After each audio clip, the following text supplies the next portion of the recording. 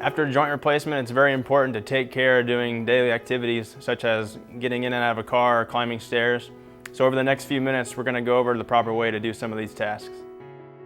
It's important to remember that while standing with the walker, you should not pull on the walker as you stand. Instead, you should first sit in a chair with armrests, then extend your surgical leg so it's lower than your hips. Scoot your hips forward to the edge of the chair and push up on the armrest of the chair with both hands. If your chair does not have armrest, place one hand on the walker while pushing off the side of the chair with the other hand and balance before fully grabbing the walker. Start by slowly backing up toward the center of the chair until you feel the seat on the back of your legs. Slide the foot of your surgical leg out, keeping your strong leg planted close to the chair. Reach back for the armrest of the chair with one hand at a time. Use your hands and strong leg to slowly lower yourself into the seat, sliding out your surgical leg as you descend. Start by slowly backing up midway between the foot and the head of your bed. Reaching back with both hands, sit down on the edge of your bed. Next, scoot back toward the center of your mattress. Silk pajama bottoms, satin sheets, or sitting on a plastic bag may make this step easier. Move your walker out of the way while keeping it within reach. Scoot your hips around so you're facing the foot of the bed. Lift your leg into the bed while scooting around. If this is your surgical leg, you may use the other leg, unless on hip precautions, a cane, a rolled bed sheet, a belt, or an elastic band to assist. Keep scooting and lift the other leg into the bed. Finally, scoot your hips towards the center of the bed. While lying on your back, it can be helpful to keep a pillow between your legs to ensure your toes are pointing straight to the ceiling and not inward or outward.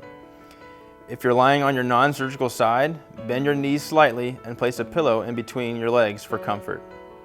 You may place a small pillow under your ankle to assist in straightening.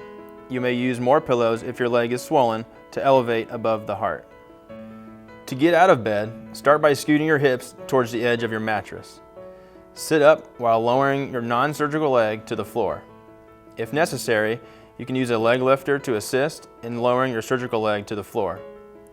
Continue scooting to the edge of the bed. Finally, use both hands to push off of your bed. If the mattress is low, place one hand in the center of your walker while pushing off the bed with your other hand. Remember to balance before grabbing your walker. To walk while using a rolling walker, start by pushing the walker forward. Then, with all four walker legs planted on the ground, step forward, placing the foot of your surgical leg in the middle of the walker area.